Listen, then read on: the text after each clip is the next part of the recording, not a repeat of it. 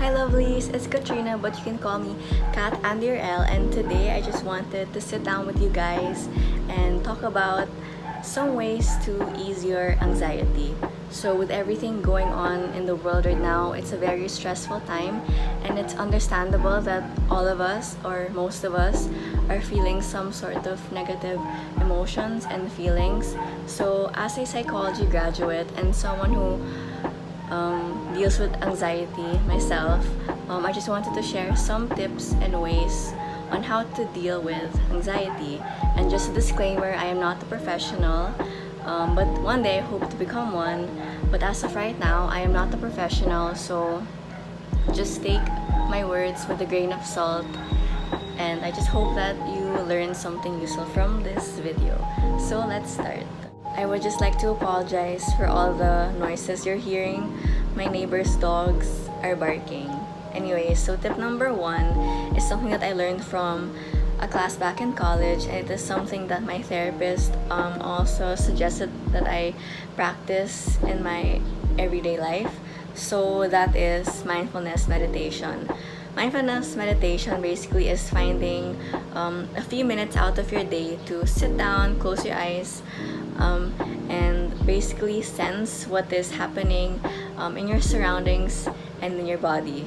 So what I do is I notice the things I'm hearing, what I'm feeling in my body, my thoughts, my emotions, basically everything that's happening within yourself and around you at the present moment. It is not about thinking about anything other else besides the now. Anxiety is a future-driven emotion, meaning you're constantly worried and overthinking about the things that could happen instead of focusing on what's actually really happening right now. So what mindfulness meditation does is ground you back to the present, so you're not focused on the future or the things that could happen, but you're also not thinking about the past. So it makes you focus on what's important, which is the now and the present time.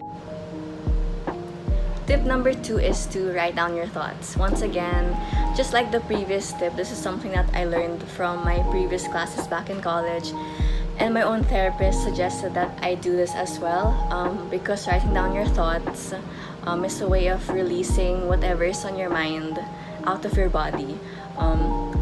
Whether that be writing on a piece of paper, your notebook, or even typing it on your phone or on your laptop. It's just a good way of releasing all these negative thoughts and words and emotions out of your body and into a place or like a thing that you could actually see and acknowledge. So I noticed that a lot of us on social media right now have our private accounts, like private Instagram accounts or Twitter accounts, just for our friends. I think on Instagram it's called Finsta or fake Instagram account. Anyways, I think those are like good ways to talk about your feelings and things you're thinking and even relevant issues with just a limited number of people or your friends basically. Or you can actually make your own like private accounts just for yourself, if you're shy or you don't want other people to see what you're thinking. Anyways, since most of us, it's bad to say, but most of us are lazy to write sometimes, and it's much easier to type on our phones. I guess making those kinds of accounts so you can express what you're feeling and thinking is a good way of releasing your thoughts. And lastly, tip number 3 and the last tip that I want to share with you guys is to lessen your time on social media. I know it's very, very important to stay connected with people, especially during a time of like isolation and being separated from your friends and family. And it's also important to stay updated with the news because there's so many big events happening right now. But I guess being on social media can't be to the point where you're constantly stressed and it's actually bringing you down, because social media does have a negative effect on our health.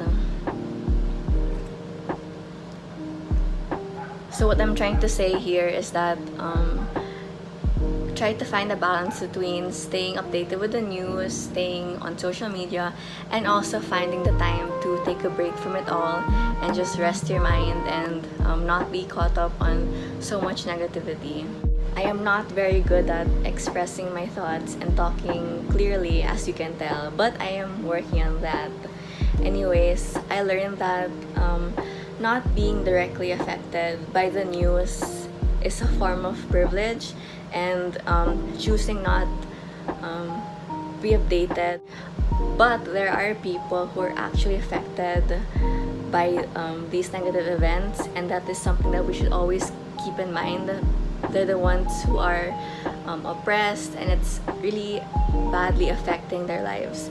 So what I'm trying to say is, even though social media and the news is so negative right now, it's important to find a balance between staying updated and knowing what's happening, and also taking the time to rest your minds and brains, because there are people who don't get that privilege, who don't get to rest from it all because they're the ones who are affected. So what I'm basically trying to say here is, it's still important to be updated with the news and keep up with everything that's happening, because there are people who are really affected by it, and people who aren't affected by it, like us who are really lucky, can actually help them. But at the same time, being on social media all the time is really bad for your health, for your mental health.